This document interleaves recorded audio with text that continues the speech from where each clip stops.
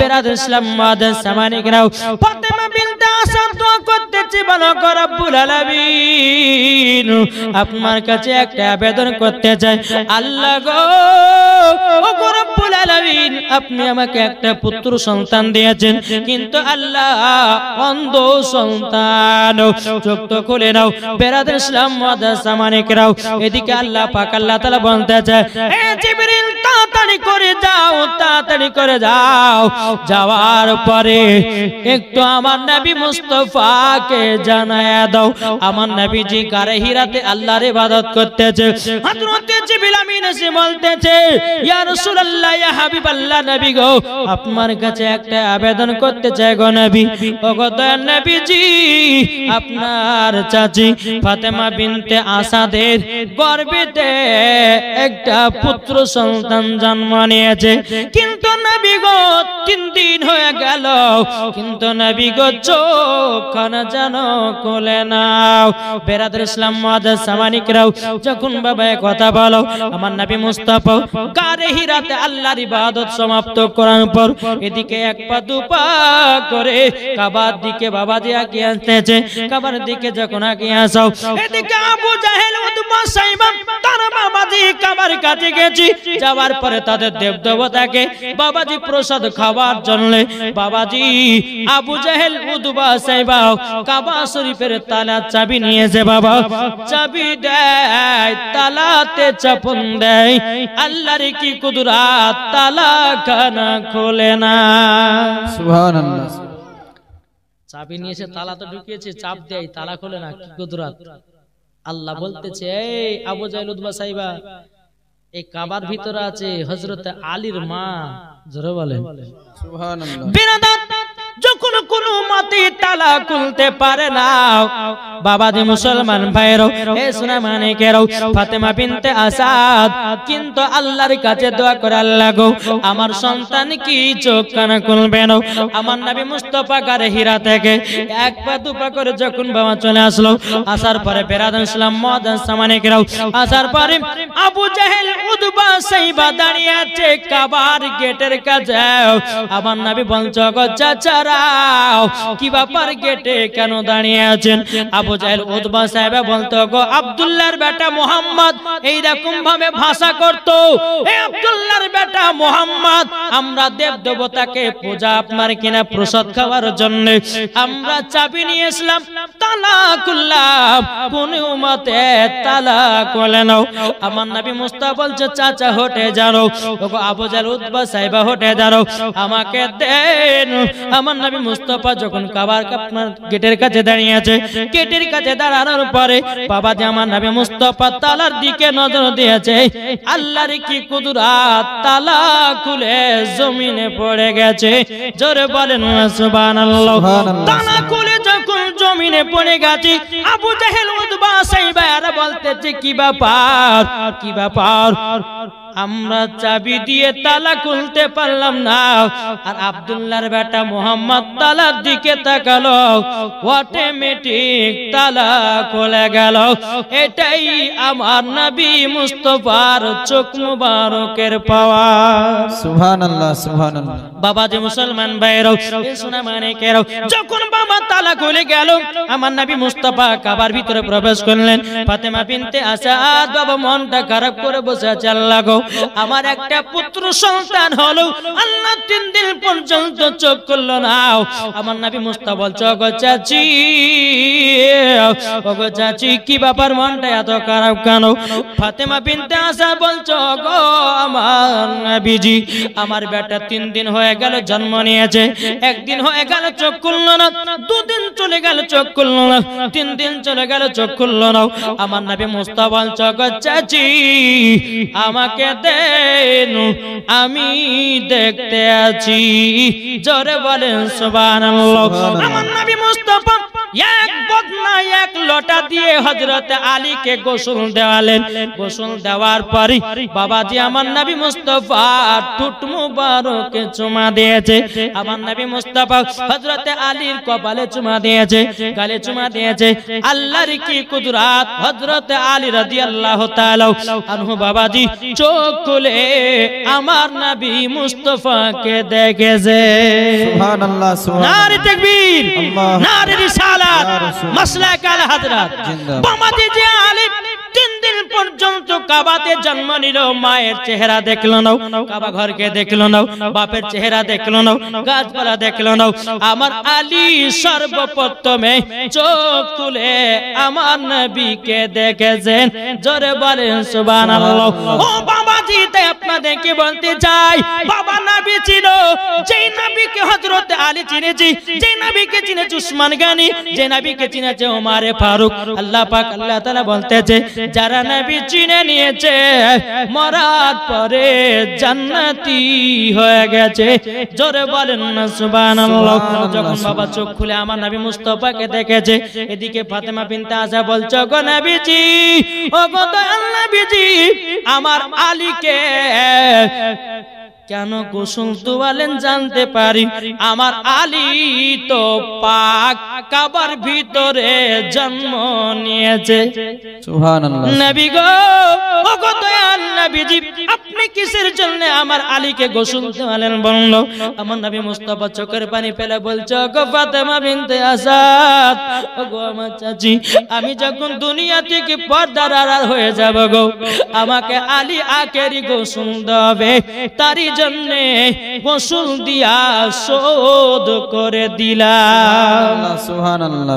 এ সোনা মানিকেরা, ও মা কানা শুনে যান মা, রাতের বেলায় মা জননীরাও। এদিকে ফাতেমা বিনতে আসাদ বলতেছে, নবী গো, যে আমার আলী 3 দিন পর্যন্ত চোখ খুলল না, আপনাকে দেখার পরে চোখ খুলেছে, তাইলে জানতে হবে আলী আমার জান্নাতি। জোরে বলেন সুবহানাল্লাহ। এদিকে আবু জাহেল উতবা সাইবা বলতেছে, এ আব্দুল্লাহর বেটা মুহাম্মদ, কাবার ভিতরে কি করছো বলো না? তখন আমার নবী বলছে, বলো গো চাচারাও, আমার চাচি ফাতেমা বিনতে আসাদের গর্ভে থেকে একটা পুত্র সন্তান নিয়েছে। এদিকে আবু জাহেল বলতেছে, বলে আলী আমার। নবী বলছে, না, আলী হলো আমার। সুবহানাল্লাহ। নারায়ে তাকবীর, আল্লাহু আকবার, নারায়ে রিসালাত, নারায়ে হায়দারি, নারায়ে হায়দারি, মাসলাকে আলা হযরত জীবনী বক্তা মাওলানা ওবায়দুল ইসলাম জামালি সাহেব। নারায়ে তাকবীর, নারায়ে রিসালাত। ইয়া রাসূলুল্লাহ। বাবাজি মুসলমান ভাইরাও, আবু জাহেল বলছে, বলে নবী গো, ও গো নবীজি, আলী হলো আমার। নবী বলছে, না, আলী হলো আমার। সুবহানাল্লাহ। আবু জাহেল বলছে, তাহলে পরীক্ষা দিতে হবে। বলে কি পরীক্ষা? বলছে, একটা পাহাড় আছে না, আলী হচ্ছে 3 দিনকার বাচ্চা। কদিন কে? 3 দিনকার বাচ্চা। ওই যে পাহাড় দেখছেন, পাহাড়ের উপরে আলীকে রেখে আসতে হবে। একটা বিষাক্ত সাপ আসবে, যদি সাপে দংশন করে দেয়, জানবো যে আলী আমার। আবু জাহেল বলছে, আলী আমার। আর দংশন যদি না করতে পারে তো আবু জাহেল বলছে যে, আব্দুল্লাহর বেটা মুহাম্মদ, আলী হচ্ছে তোমার। যখন বাবা এই কথা বলে, আমার নবী বলছে, ঠিক আছে, তাই হবে। ফাতেমা বিনতে আসাদ বলছেন, নবী গো, কত কষ্ট করে একটা সন্তান পেয়েছি। ওগো নবীজি, আমার সন্তানের ক্ষতি যেন না হয়।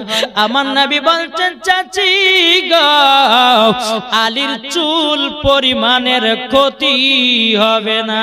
সুবহানাল্লাহ সুবহানাল্লাহ। যখন আমার নবী মুস্তাফা 3 দিনকার হযরত আলীকে পাহাড়ের উপরে রেখে দিয়েছে, একটা বিষাক্ত সাপ বাবাজি আলীর কাছে আপনার দৌড়ে দৌড়ে দৌড়ে দৌড়ে যায়। বেরাদর ইসলাম মুআজ্জাজ সামানি কিরাম, যখন বাবা আলীর কাছে সাপটা পৌঁছে যায়, সাপটা যেন হযরত আলীর শরীরটা বাবা সঙ্গে সঙ্গে দেখতে আছে। যখন বাবা সঙ্গে দেখা, হযরত আলী কি করেছেন, বাবা মাথাতে একটা হাত দিয়েছি আর মাজাতে হাত দিয়েছে। এমন ভাবে একটা দড়ি টান দিয়ে যেমন ভাবে চিড়া হয়, বাবাজি হযরত আলী রাদিয়াল্লাহু তাআলা আনহু সাপটাকে টেনে 2 খণ্ডিত করেছে। জোরে বলেন সুবহানাল্লাহ। আবু জাহেল সাইবা দেখার পর অবাক হয়ে গেল, কি ব্যাপার আলী জিন্দা সাপকে দড়ির মতো দুই খণ্ডিত করে দিল, কি ব্যাপার সাপে তো ধ্বংস করতে পারলো না। আমার নবী বলছো গো চাচা গো, তোমার কাছে একটা আবেদন করতে চাই, আলী হলো আমার, আলী হলো আমার। সুবহানাল্লাহ সুবহানাল্লাহ, বেশক আবু সুবহানাল্লাহ। জাহেল বলছে এক কাজ করো না, আর একটা পরীক্ষা হবে। আমার নবী বলছে কি পরীক্ষা? বলে আমরা যে দেবদেবতার পূজা করি ওই দেবদেবতার পায়ের মাটি নিয়ে হযরত আলীর কপালে তিলক বানাবো, যদি বানাতে দেয় ওগো আব্দুল্লাহর বেটা মুহাম্মদ আলী হলো আমার, যদি না বানাতে দেয় ওগো আব্দুল্লাহর বেটা মুহাম্মদ আলী হলো তোমার। আমার নবী বলছে ঠিক আছে তাই হবে। আবু জাহেল বাবা হযরত আলীকে আপনার কোলে নিয়েছি, কোলে নেওয়ার পরে দেবদেবতার পায়ের মাটি নিয়ে বাবা যে যেমনই আপনার কপালে তিলক দিতে যাবে কি হযরত আলী এমন করে একটা থাপ্পড় মেরেছে বাবা, আবু জাহেলকে জমিনে বেহুশ করে দিয়েছে। জোরে মাত্র 3 দিনকার বাচ্চার হাতের চড়কে যদি তার বেহুশ হয়ে যায় তাইলে বুঝুন আলীর পাওয়ার কত। সুবহানাল্লাহ সুবহানাল্লাহ, বেশক আলীর পাওয়ার কত।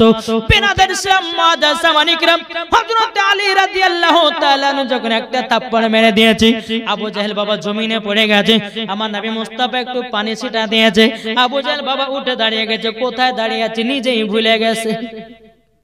3 দিনকার বাচ্চার হাতে চড় খেয়ে সব ভুলে গেছে। আমার আব্বার নাম কি জানি না, ভুলে গেছি। আর আলীর সাথে পাঙ্গা দিতে যাচ্ছে, বলছে আলী হচ্ছে আমার বাবা, যে আলী আবু জাহেলের নয়, আলী হচ্ছে আমার নবী মুস্তাফার। জোরে বলেন সুবহানাল্লাহ। এ সোনা মানিকেরা হযরত আলী রাদিয়াল্লাহু তাআলা আনহু, বাবাজি মুসলমান ভাইরা সোনা মানিকেরা, আমার নবী মুস্তাফা বলছে একদিন বলে আলী গো আলী আলী, আচ্ছা বলো না তুমি যেদিন কাবাতে জন্ম নিয়েছিলাও, আচ্ছা বলো না সেদিন 3 দিন ধরে কেন চোখ খোলো নাই? আমার নবী মুস্তাফা আলীকে একদিন জিজ্ঞাসা করতে আছে। আলী রাদিয়াল্লাহু তাআলা আনহু বলছে দয়াল নবী গো, আমি আল্লাহকে বলেছি আল্লাহ আমি যদি দুনিয়াতে যদি যাই ওগো রব্বুল আলামিন, আমি মায়ের চেহারা দেখবো না, আমি বাবার চেহারা দেখবো না, আমি কাবা ঘরকে দেখবো না, দুনিয়ার গাছপালাকে দেখবো না। আল্লাহ গো যখন আমি দুনিয়াতে জন্ম করব আগে আমি আখেরি জামানার নবী চেহারা মোবারক দেখবো। জোরে বলেন সুবহানাল্লাহ। আল্লাহ গো তাইলে পরে আমি দুনিয়াতে যাব। তাইলে বাবা যে মুসলমান ভাইরা, আল্লাহ বলছে আলী গো আলী যাও যাও যাও, আমি তোমার সেটাই পূর্ণ করে দেব। জোরে বলেন সুবহানাল্লাহ। নারায়ে তাকবীর, নারায়ে তাকবীর, নারায়ে রিসালাত, নারায়ে রিসালাত, নারায়ে হায়দারি, নারায়ে হায়দারি, মাসলাকে আলা হযরত ইমাম আহলে সুন্নাত, নারায়ে তাকবীর, নারায়ে রিসালাত। ইয়া রাসূলুল্লাহ। বাবা যে মুসলমান ভাইরাও, এ সোনা মানিকেরাও, তাইলে বোঝা গেল বাবা হযরত আলী রাদিয়াল্লাহু তাআলা বলছেন নবী গো ওগো নবীজি, আপনার চেহারা মুবারক দেখার জন্য বাপের মায়ের চেহারা দেখি নাই, নবী গো আপনার চেহারা মুবারক দেখেছি, আমি হলাম আলী। জোরে বলেন সুবহানাল্লাহ। এই বাবা এদিকে আলীর জন্ম হলো। হযরত আলী রাদিয়াল্লাহু তাআলা যখন বাবা 5 বছর পার হয়ে গেল এবং খাতুনে জান্নাত তিনার মায়ের গর্ভে থেকে জন্ম নিচ্ছে। হযরত আলীর 5 বছর 5 মাস হলো, আর এদিকে মা খাদিজার গর্ভে থেকে আমার খাতুনে জান্নাত দুনিয়াতে জন্ম নিবে। একটু ঘটনাটা শুনেন, বলবো নাকি না শেষ করব? কি স্বপ্ন আমি দেখি সোনার মদিনা, জোরে বলেন ও মন নবীর দেশে চলো না, জিয়ারতে ওই মদিনা, স্বপ্ন আমি দেখি সোনার মদিনা, নবী আমার নূরের তৈরি দু জাহানে নূরে রবি নবী আমার নূরের তৈরি দু জাহানে নূরের রবি সেই নবীকে দেখার তরে মন হলো মোর দিওয়ানা স্বপ্ন আমি দেখি সোনার মদিনা ও মন নবীর দেশে চলো না জিয়ারত ওই মদিনা স্বপ্ন আমি দেখি সোনার মদিনা জোরে বলেন সুবহানাল্লাহ। এদিকে মা ফাতেমা রাদিয়াল্লাহু তাআলা আনহা মা খাদিজার গর্ভেতে আছে একদিন মা খাদিজা রাদিয়াল্লাহু তাআলা আনহা বাবাজি মুসলমান ভাইরাও এই সোনা মানিকেরাও বাবাজি মা খাদিজা রাত্রি বেলা আরাম করতে আছে বাবা কে জানো আল্লাহ জিকির করতে আছে বাবাজি গভীর রাত্রে বাবা জিকির করতে আছে মা ফাতেমা রাদিয়াল্লাহু তাআলা আনহা বাবাজি তিনি আছেন মা খাদিজার গর্ভেতে গভীর রাত্রিতে বাবা আল্লাহ আল্লাহ আল্লাহ জিকির করতে আছে আমার নবী মুস্তাফা বলছে ও বিবি খাদিজা গো ও বিবি খাদিজা তোমার কাছে একটা আবেদন করতে চাই ও গো খাদিজা তোমার গর্ভেতে যিনি আছে তিনি হবে সমস্ত নারীদের সরদার সুবহানাল্লাহ সুবহানাল্লাহ। এই খাদিজা তোমার গর্ভেতে যিনি জিকির করতে আছে ওটা হলো আমার খাতুনে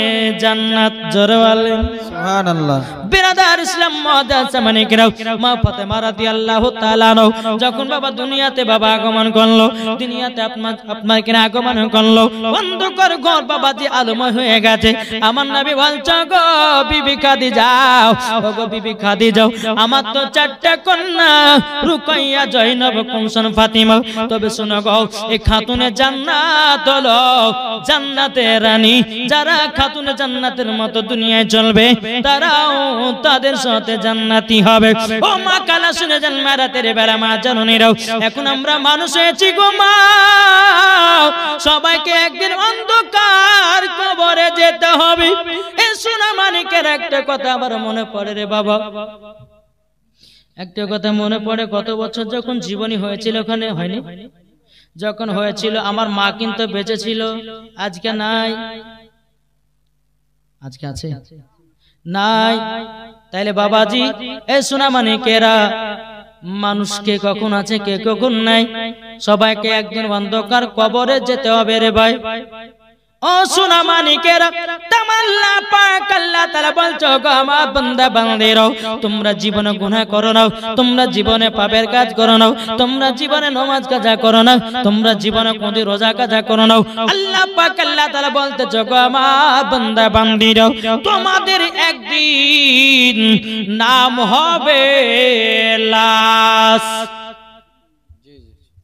হবে না আমি যদি মারা যাই আমার নাম হবে লাশ দুনিয়ার যে কোনো কেউ মারা গে যাক না কেন সবার নাম হবে লাশ ঠিক না তাই কো বলতেছে একই দিন তোমার নাম হবে লাশ ঠিক না একই দিন তোমার নাম হবে লাশ একই দিন তোমার নাম হবে লাশ একই দিন তোমার নাম হবে লাশ সাদা কাপড় পরবে দেহ রবে না আর আপনি কেহ সাদা কাপড় পরবে দেহ রবে না আর আপনি কেহ বন্ধ হবে নিঃশ্বাস একই দিন তোমার নাম হবে লাশ একই দিন তোমার নাম হবে লাশ মসজিদে এলানি হবে একে একে জানবে সবে সকলে আসবে তোমার বাড়ি মসজিদে এলানি হবে একে একে জানবে সবে সকলে আসবে তোমার বাড়ি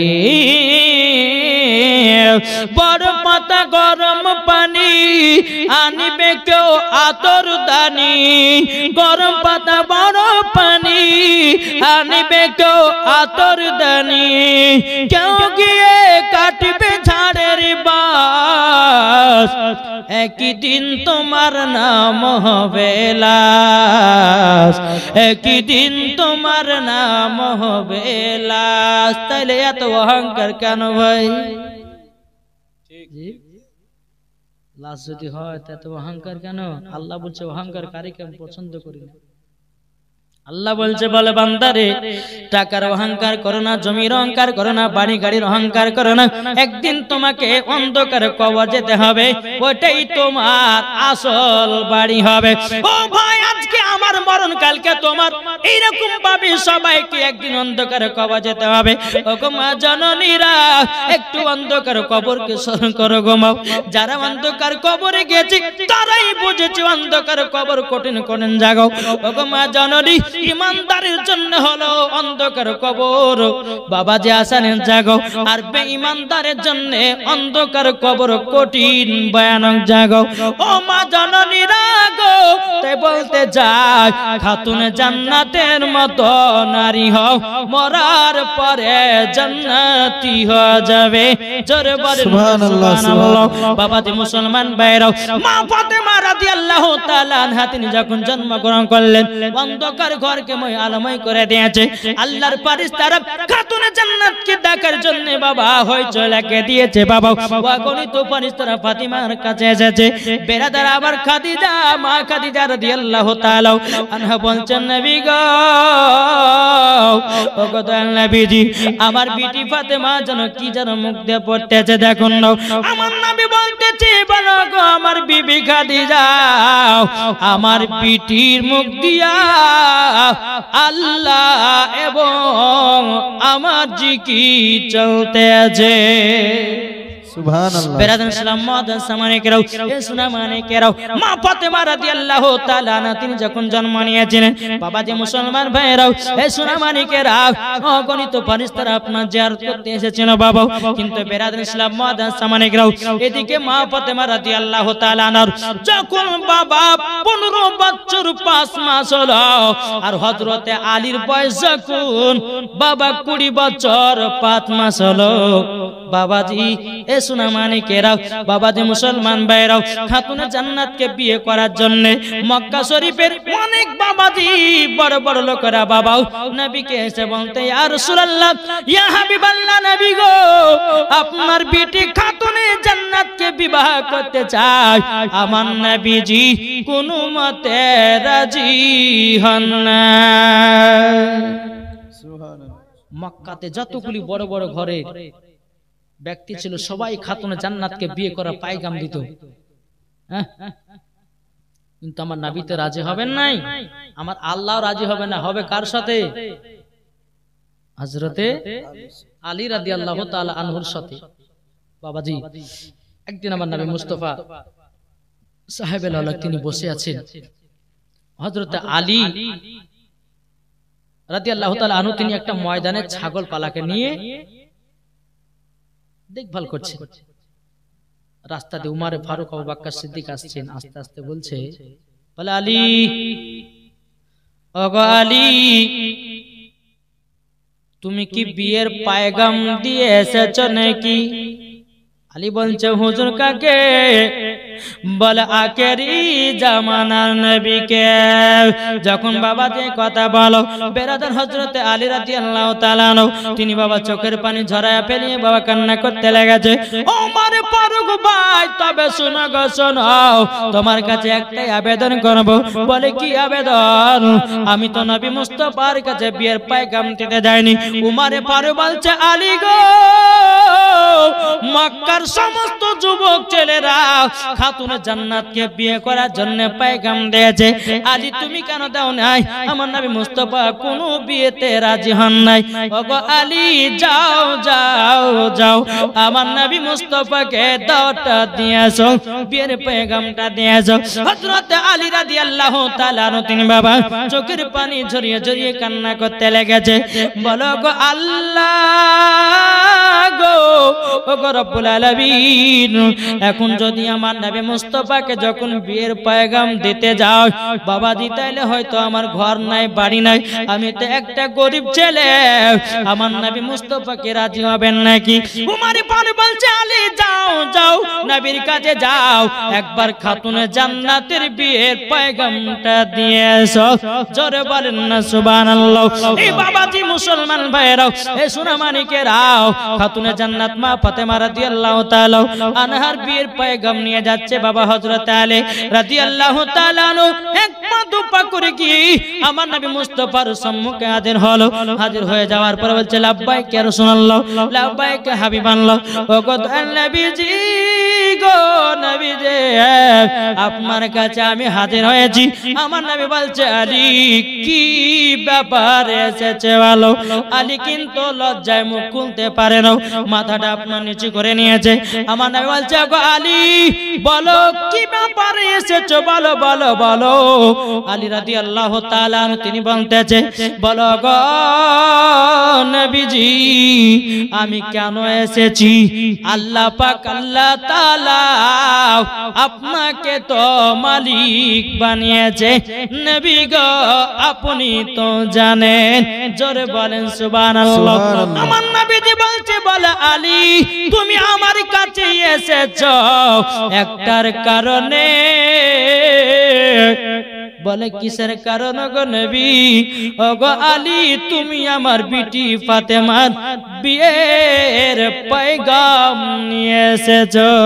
সুবহানাল্লাহ, বেশক সুবহানাল্লাহ। হযরত আলী রাদিয়াল্লাহু তাআলা তিনি মনে মনে বলছে আল্লাহ গো, আল্লাহ আল্লাহ গো, আমি তো এই দিনটার অপেক্ষায় বসেছিলাম, আমাকে আলী বিয়ের পেগাম দিতে আসবে। বেরাদুল ইসলাম মুআদ্দাস জামানে গেও আমার নবী বলছে আলী গো, ও গো আলী তবে একটা কথা শুনে নাও, কালকে একটা প্রতিযোগিতা হবে, প্রতিযোগিতাটার নাম কোরআন পড়া প্রতিযোগিতা। যেই কোরআন পড়াতে ফার্স্ট হবে তার সাথে আমার বিটি ফাতেমার বিয়ে দেব। জোরে বলেন সুবহানাল্লাহ সুবহানাল্লাহ। বাবাজি শোনা মানে যখন কথা বলা আমার নবী মুস্তাফা সাল্লাল্লাহু তাআলা আলাইহি সাল্লাম তিনি কি করলেন, এই কথা যখন আলীকে বললেন, আর যারা যারা যে সমস্ত সাহাবীরা নবীর বিটি খাতুনে জান্নাতকে বিয়ের পেগাম দিয়েছিল তাদের সবাইকে বলা হলো যে কালকে প্রতিযোগিতা আছে, খাতুনে জান্নাতের বিয়ের প্রতিযোগিতা। যে আগে একটা খতম তুলতে পারবে তার সাথে খাতুনে জান্নাতের বিয়ে হবে। এটা হবে না? জি। প্রতিযোগিতা সকাল হলো, সকাল হওয়ার পরে বাবাজি সমস্ত সাহাবীরা বাবা কোরআন পড়তে লেগেছে, কিন্তু আলী আসে নাই। আলী আসেনি। বেরাদুল ইসলাম মুআদ্দাস জামানে কিরাম 1 ঘন্টা 2 ঘন্টা যখন পার হয়ে যায় বাবাজি মুসলমান ভাইরাও, এই সোনা মানে কেরাও, ও গো মা কালা শুনে যান মা রাতের বেলা মা জননীরাও, যখন বাবাজি এই কথা বলার পরে খাতুনে জান্নাত মা ফাতেমা রাদিয়াল্লাহু তাআলা আনহা তখন বলতেছে বলো গো